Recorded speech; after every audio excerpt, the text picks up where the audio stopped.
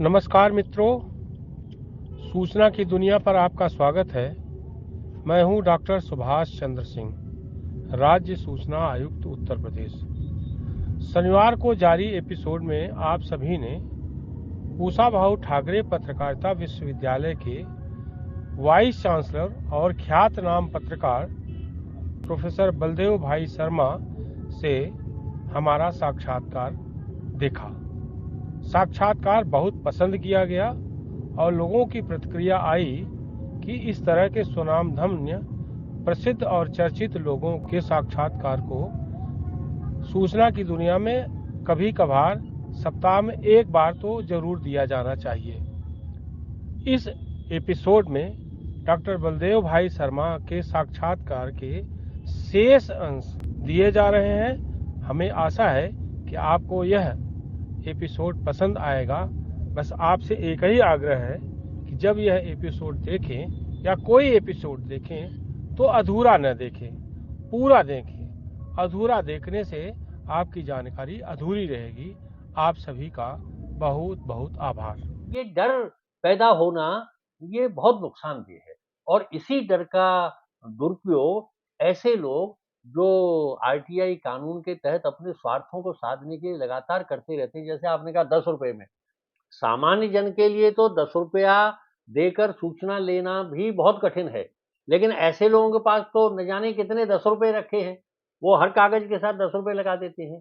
पर सूचना के अधिकार अधिनियम के बारे में प्रशासन से जुड़े क्लर्क से लेकर और बड़े अधिकारी तक ये जानकारी होना बहुत जरूरी है, कौन सी सूचना देनी है, कौन सी नहीं देनी है। जैसे आपने एक बड़ी महत्वपूर्ण बात कही सुप्रीम कोर्ट के फैसलों को लेकर कि सूचना के अधिकार में जानकारी कब नहीं दी जा सकती, ये जानना बहुत जरूरी है।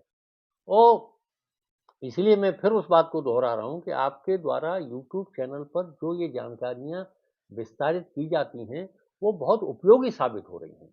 मैं स्वयं उनको पढ़ता हूं और ये जो मुझे जानकारी मिली, जिसको मैंने अपने सहयोगी को बताया 48 घंटे वाली, वो आपके ही उससे मुझे मिली। और फिर मैंने आजकल तो नेट पर सब चीज़ उपलब्ध हो जाती है, तो मैंने उसको निकाल के देखा तो बाकायदा पूरा दस्तावेज है वो तो। उसके 2-3 प्रिंट मैंने निकाल के रखे और वही प्रिंट उनको पकड़ा दिया। वो इतने प्रसन्न हुए कि हम तो डर रहे थे कि हम तो न जाने हमारे साथ क्या हो जाएगा।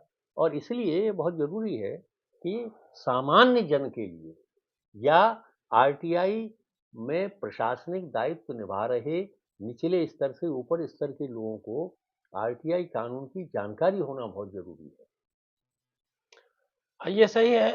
देखिए, हमने पहले भी कहा था कि ये कानून जो है शासन प्रशासन में पारदर्शिता के लिए है, भ्रष्टाचार को कम करने के लिए है। अगर आरटीआई कानून का दुरुपयोग करके भ्रष्टाचार के एक पैरेलल सिस्टम पैदा किया जाए तो फिर ये अनुचित भी है, अनैतिक भी है और ऐसा नहीं होना चाहिए। इसलिए मैं, जैसा आपने कहा कि जन सूचना अधिकारी डरने लगे कि हम 48 घंटे में कैसे सूचना दें। तो आपने कहा जीवन की सुरक्षा से संबंधित कोई मामला हो, कोई हाई कोर्ट में कोई मामला हो जिसमें आपको सबूत की जरूरत हो, या आपका कोई सर्विस मैटर हो, या कोई आपका घरेलू ऐसा विवाद हो जिसमें आपको जानकारी बहुत जरूरी है, उसी में 48 घंटे में सूचना देने का प्रावधान है। अन्यथा 48 घंटे में सूचना देने का कोई प्रावधान नहीं है। लेकिन हम अधिकारियों की बैठक में भी कहते हैं इस बात को कि सूचना आयोग कोई हौवा नहीं है, ऐसा कोई प्लेटफॉर्म नहीं है जहां हमारे जैसे लोग बैठे हैं और ये इंतजार कर रहे हैं कि कब जन सूचना अधिकारी आरटीआई एक्ट का उल्लंघन करते हुए पाया जाए और कब हम दंड दे दें। मैं साफ कर दूं कि ये दंड का कानून नहीं है, सूचना का कानून है। सूचना विधि विधि सम्मत तरीके से आप प्राप्त करिए और किसी भी अधिकारी को डरने की जरूरत नहीं है। मैं अपने यहाँ डीएम, एसपी या जन सूचना अधिकारियों को बैठक करता हूँ तो उसमें ये भी कहता हूँ कि आपको जो कुछ करना है, आपको सूचना को इनकार करना है, सूचना देना है, शुल्क मांगना है, थर्ड पार्टी सूचना है, किसी भी तरह की कोई सूचना है, आप उसको 30 दिन में जो कुछ भी आपको कहना हो आप कह दीजिए, ताकि दंड का डर आपके मन से निकल जाए। तो दंड से डरने की किसी को जरूरत नहीं है। पारदर्शिता का कानून है, तो जो कुछ भी आपकी पत्रावली पर हो आप उसको विधि सम्मत तरीके से उपलब्ध करा दें।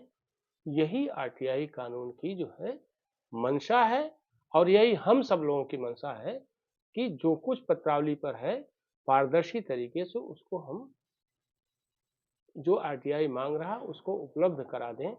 इतने इसकी मंशा है।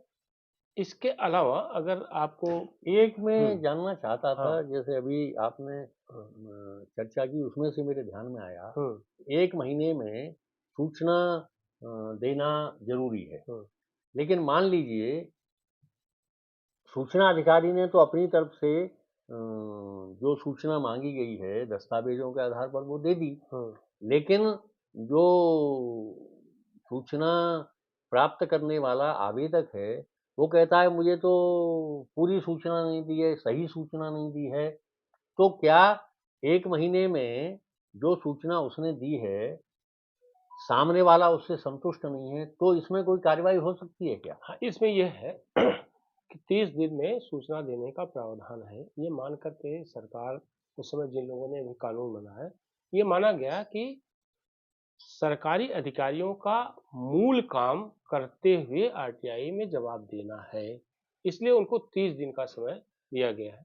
उसमें अगर सूचना आपके पास धारित नहीं है, कहीं अन्य विभाग में है, तो आप उसको 5 दिन में अंतरण कर दें, यानी उसको ये कहें कि यह सूचना हमारे यहाँ पत्रावली पर नहीं धारित है, आपके यहाँ आप ये सूचना हमारा पत्र मिलने के 30 दिन के भीतर आप दे दीजिए। शुल्क मांगना हो तो आप शुल्क मांग लीजिए। कुल मिला करके ये जिसको हम कहते हैं कि प्रावधान है 30 दिन में सूचना दें अन्यथा दंड के भागी होंगे, ऐसा बिल्कुल नहीं है। हम प्रैक्टिकल आधार पर देखते हैं कभी कभी होता है सूचना देने में विलंब हो जाता है। हम अधिकारियों को भी बताते हैं, मान लीजिए चुनाव आ गया, आप बीएलओ के पद पर चले गए, आपको जिला निर्वाचन सहायक जिला निर्वाचन अधिकारी आपको बना दिया, आपकी व्यस्तता है, सूचना देने में अब विलंब हो गया, हम उसको भी देखते हैं ना। सूचना में विलंब का कोई अगर तार्किक कारण है तो जरूरी नहीं है कि हम उस पर दंड दें, हम सूचना देने के लिए निर्देश दे सकते हैं।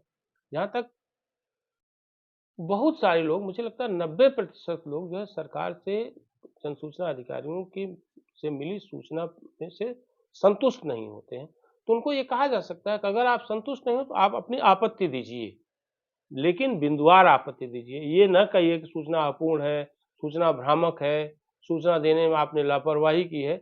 आप ये बताइए कि किन किन बिंदुओं पर आपने सूचना मांगी थी, किस बिंदु की सूचना मिल गई, किसकी नहीं मिली, और अगर नहीं मिली तो आप विस्तार से उसको बताइए, तो सूचना देने के लिए हम बाध्य हैं। अन्यथा प्रथम अपीलीय अधिकारी के पास जाइए आप, प्रथम अपीलीय अधिकारी से आप संतुष्ट न हो तो आप द्वितीय अपील में जाएं। द्वितीय अपील माने 19(1) जो है प्रथम अपील की धारा है और 19(3) द्वितीय अपील की धारा है। द्वितीय अपील में आयोग का काम शुरू होता है, जिसमें आपको कुल मिलाकर के 90 दिन का समय मिलता है। उस बीच सूचना दी भी जा सकती है, आपत्ति के क्रम में सूचना आप दे सकते हैं। जब आयोग में जाएगा तो जन सूचना अधिकारी, चाहे आपके यहाँ रजिस्ट्रार, डिप्टी रजिस्ट्रार होते हों या कोई भी सरकारी प्राधिकार का जन सूचना अधिकारी हो, वो जाकर के अपना वहाँ पर अपना पक्ष रख सकता है कि देखिए ये पक्ष है।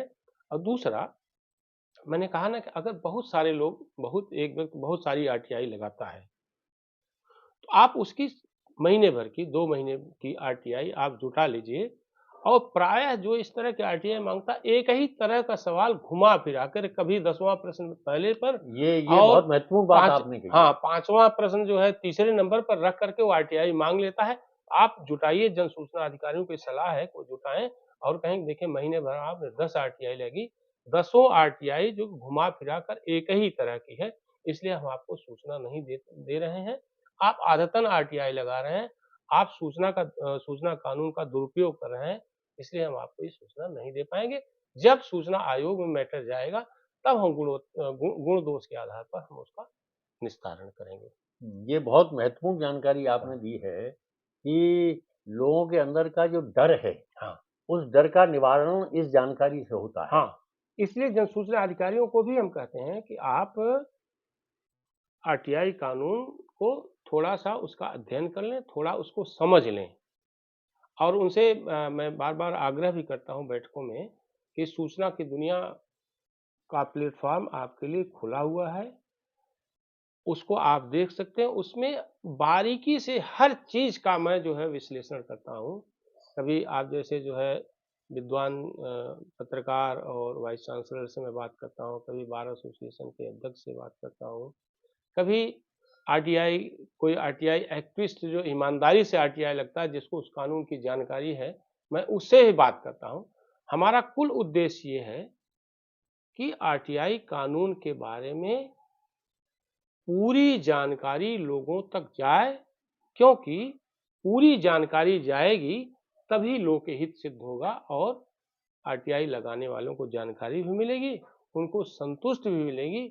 नहीं संतुष्ट होंगे तो आयोग तो है। और एक जो महत्वपूर्ण बात आपने कही कि आयोग दंड देने के लिए नहीं है। बिल्कुल। आयोग इस प्रकार के प्रकरणों का समुचित निवारण करने के लिए, बिल्कुल। ये बहुत बड़ी बात है। हाँ। अभी लोगों के दिमाग में एक डर बैठा रहता है कि आयोग में मामला जाने का मतलब है कि हमें दंडित किया नहीं, जाएगा। बिल्कुल नहीं। आयोग में जाने का मतलब केवल इतना जन सूचना अधिकारियों को इसका मतलब निकालना चाहिए कि आयोग हमको सुनेगा और वादी को भी सुनेगा। अगर हमसे कोई गलती हुई है, तो उस गलती का परिष्कार भी हो सकता है, हमको सूचना देने का निर्देश दिया जा सकता है। मैं फिर दोहराऊँगा कि सूचना आयोग दंड देने के लिए नहीं है। स्पष्ट रूप से मैं बता दूँ, सूचना दिलाने के लिए है। कहीं कमी रह गई है, कोई कमी रहेगी तो आप सूचना दीजिए। बिल्कुल लापरवाही अगर होगी तो फिर दंड मिल सकता है। और मुझे लगता है कि जानबूझ करके कोई अफसर लापरवाही नहीं करता है। इसी चीज़ को हम लोग भी महसूस करते हैं।